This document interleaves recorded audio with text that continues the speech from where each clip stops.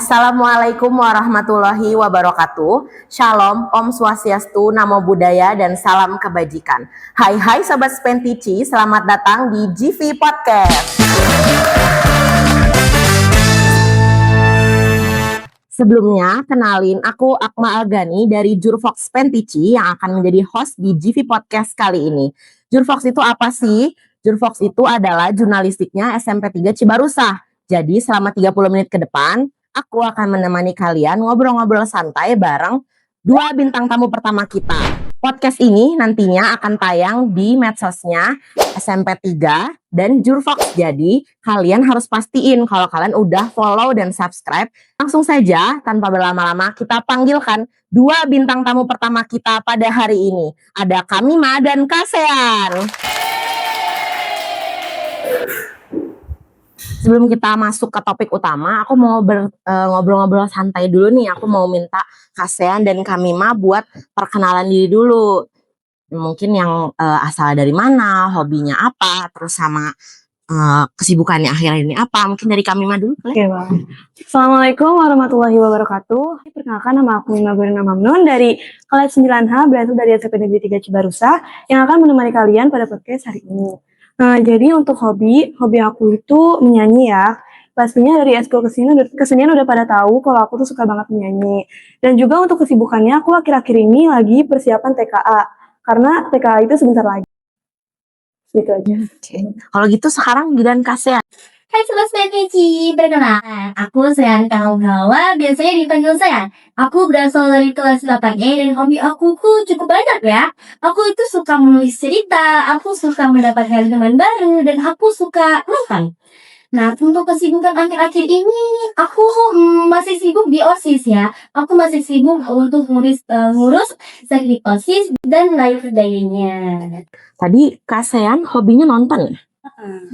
Kalau gitu ada nggak film favorit Kasean? Kalau film favorit aku banyak.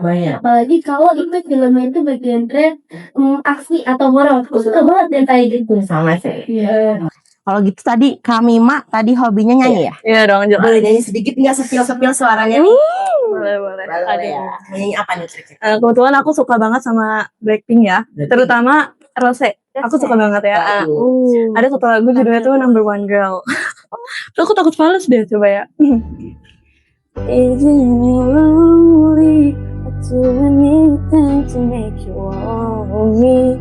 I'd give it all up if you told me that I'll be the number one girl in your eyes. Wah, bagus banget ya suaranya ya. I know, bagus I know. banget.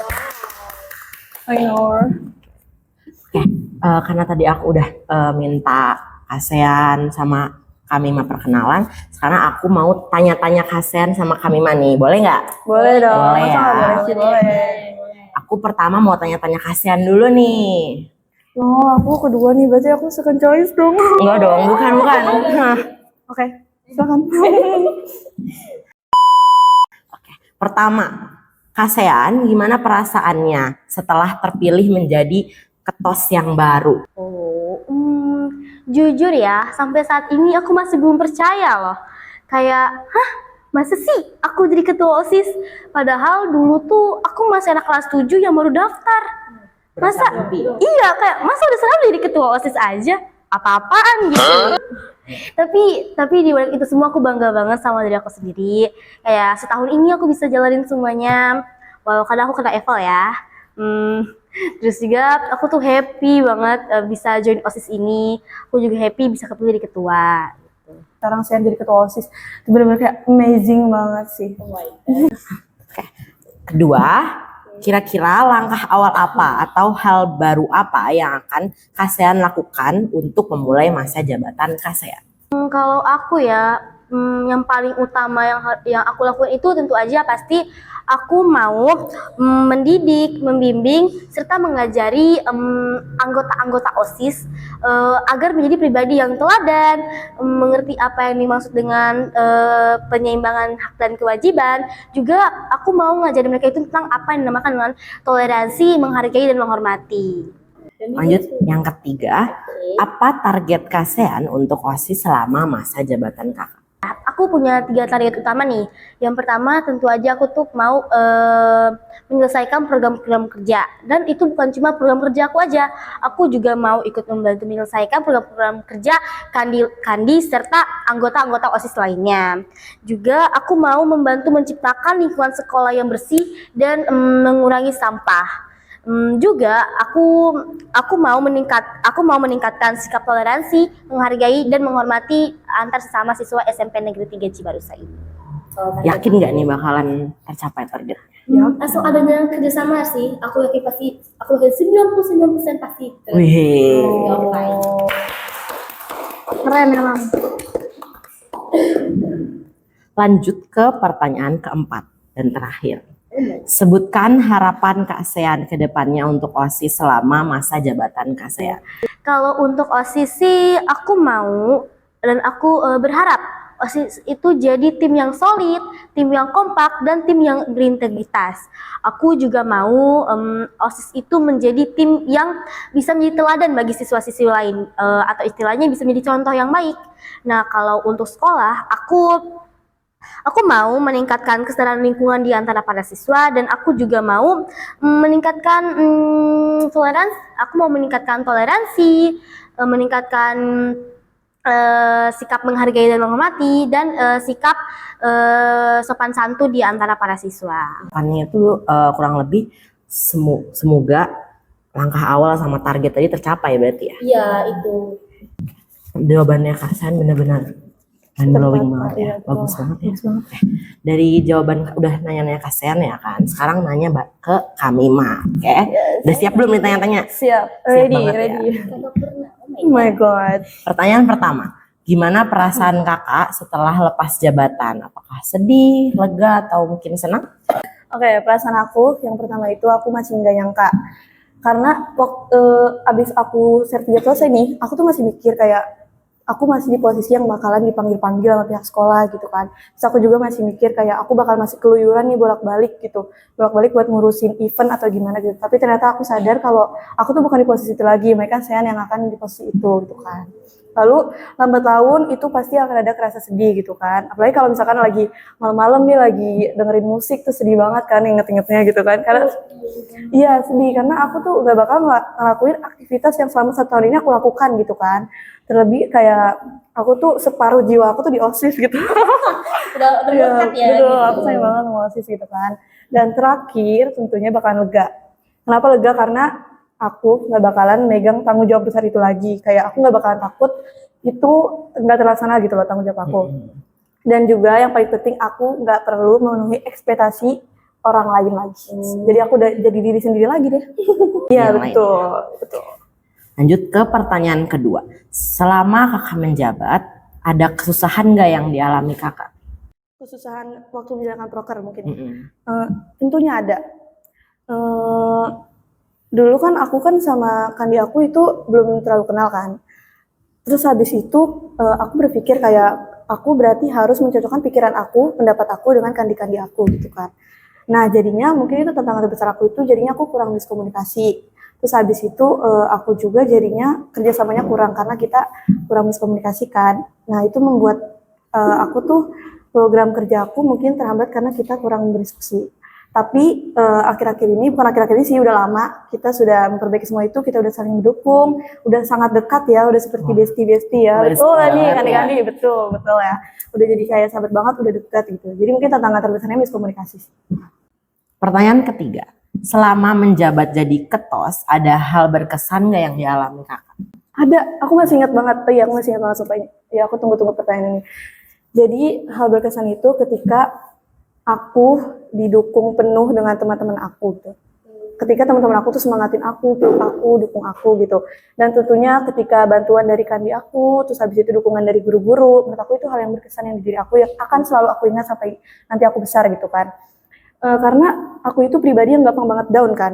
Nah ketika aku nggak mendapatkan semangat, itu aku malah ngerasa kayak aku nggak berguna di hidup ini gitu kan. Ya aku tuh benar-benar lemah banget gitu. Nah ketika aku mendapatkan dukungan itu benar-benar membuat aku tuh berkesan banget. Aku selalu melihat kalau ternyata masih banyak yang sayang sama aku gitu. Jujur sama banget lagi. Ya kan, oh my god, betul. Oke, lanjut ke pertanyaan keempat. Waktu kakak menjabat pernah nggak ekspektasi dan realita di lapangan itu nggak sesuai? Pernah banget, pernah. Ya aku masih ingat juga. Eh, Kalian ingat gak waktu itu kan SMP 3 kan ada lomba benteng, ingat kan? Ada, Itu? iya. Iya. Nah, jadi tuh lomba benteng itu didirikan karena kan SMP 3 ini kan kalau misalkan dari tahun ke tahun itu lombanya futsal terus kan. Nah, aku berpikir dong untuk menciptakan lomba yang lebih menarik nih. Siapa tahu siswa-siswi ini bosen gitu mau lomba lain. Nah, akhirnya aku sama kandi aku itu udah berdiskusi dengan matang, udah rapatkan bersama, hasilnya jadi benteng gitu kan. Benteng, oh mungkin ini adalah lomba yang bagus karena ini kan dulu permainan jadul juga kan, jadi ya mungkin ini bagus gitu kan. Nah terus habis itu ketika sudah dibuka pendaftarannya, ternyata realitanya itu pendaftaran tidak sampai 20 gitu. Tidak sampai 20 kelas, itu sedih banget kan. Jadinya itu buat aku kecewa. Tapi aku nggak marah gitu kan, karena pastinya siswa-siswi butuh penyesuaian diri untuk lomba ini gitu kan, karena ini lomba baru gitu kan.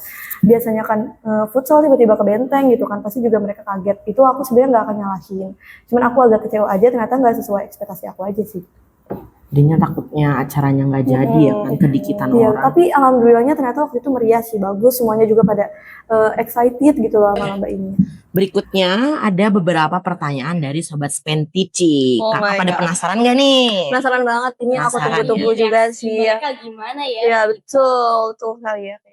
Kalau gitu kita mulai dari pertanyaan pertama. Kak Sean, apa sih yang bikin kamu yakin saat itu mau nyalonin diri jadi ketua OSIS? Itu aku yakin aku adalah pribadi yang bertanggung jawab. Jadi aku pikir kalau contohnya aku bisa jadi ketua OSIS, aku bisa membawa OSIS itu lebih ke organisasi yang bertanggung jawab.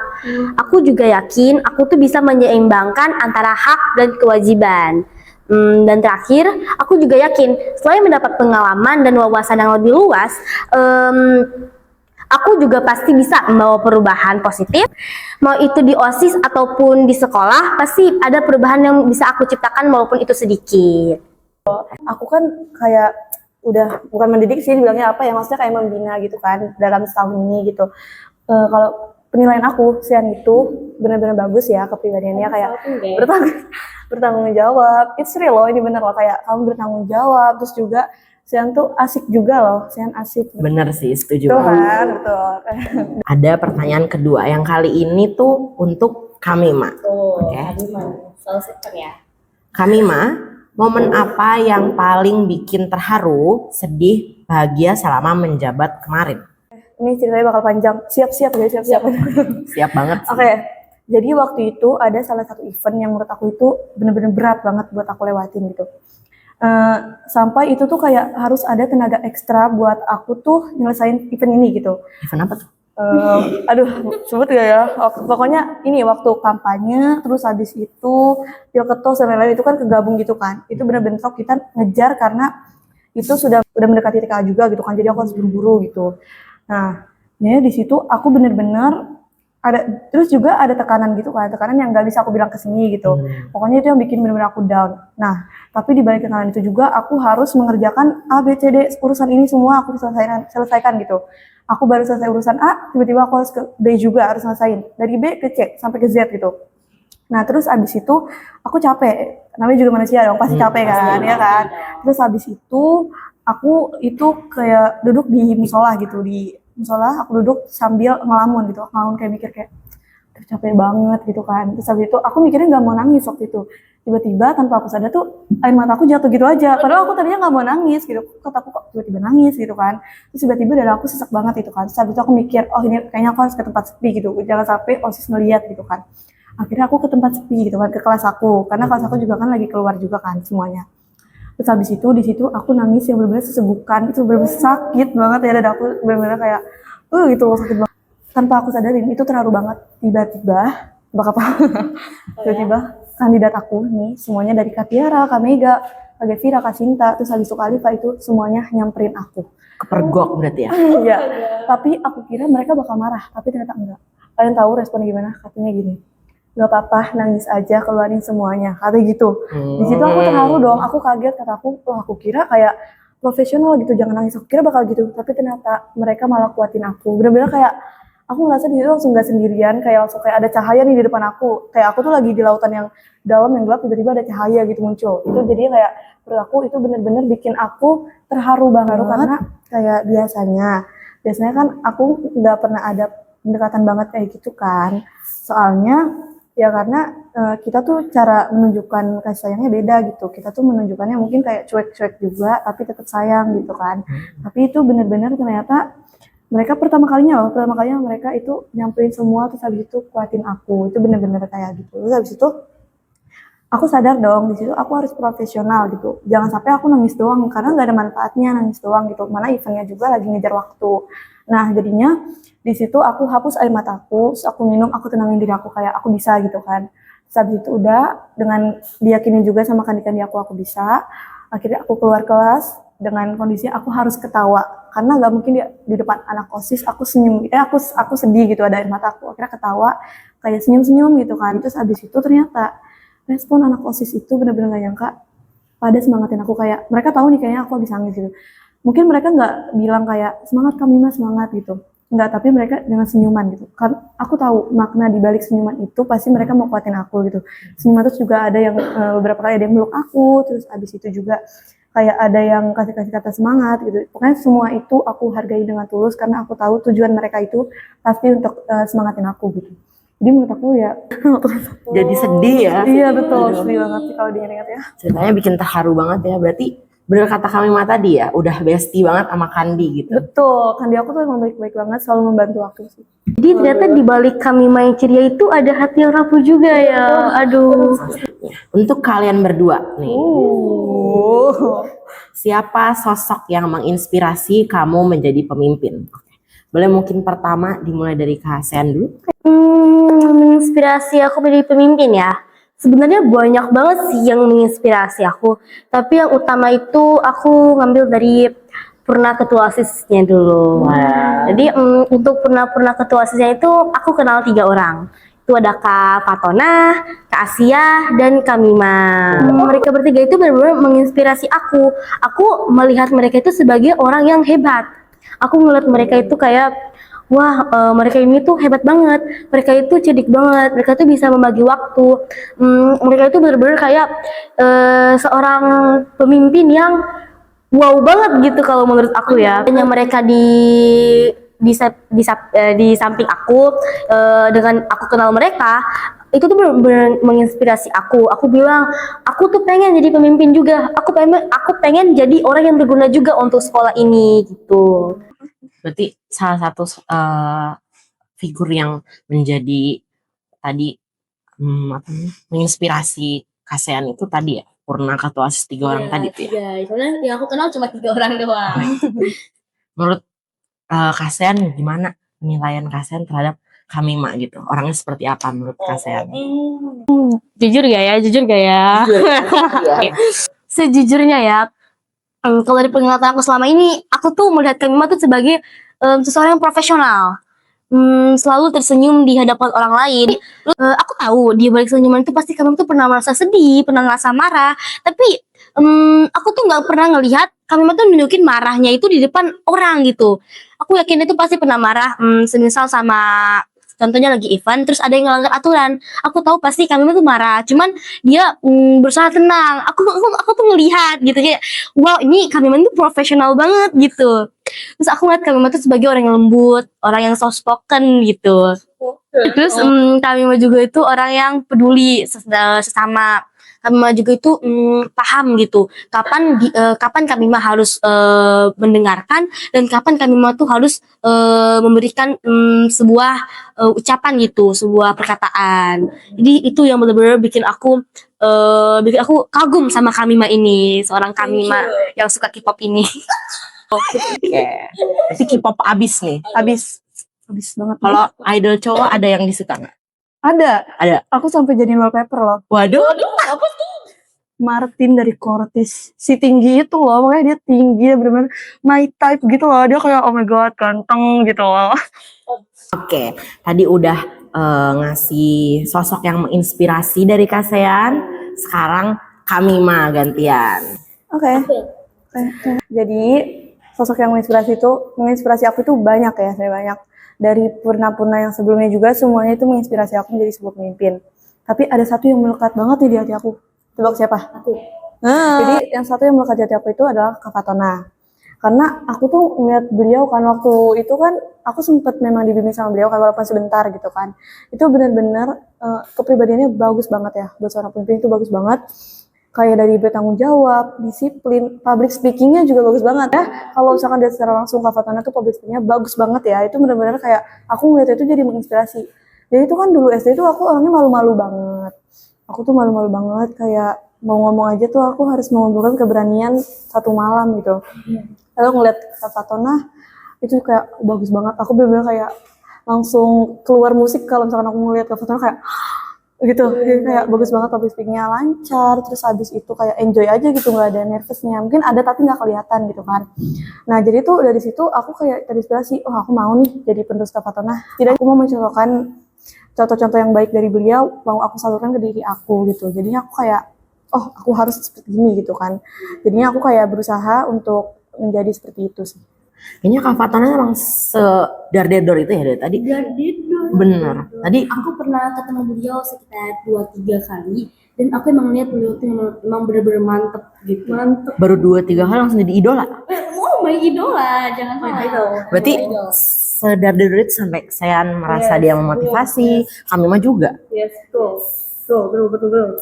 Selain Kak Fatona, kira-kira ada lagi nggak? Ada dong, tentunya pasti banyak kayak Kak Asia, terus habis itu Kak Naila dan lain-lain, Kak Gina, Kak Asila, gak bisa aku sebutkan, pokoknya semuanya ya, semuanya tuh menurut aku kayak hebat, mereka punya cara tersendiri buat memimpin, tapi karena memang aku tuh kayak pertama kali melihat Kak Fatona tuh kayak langsung kayak wow gitu, nah iya makanya jadinya melekat gitu, tapi semuanya juga menginspirasi gitu, ya pokoknya terima kasih ya untuk semua kakak-kakak yang pernah memimpin dan menjadi inspirasi aku, pokoknya terima kasih banyak.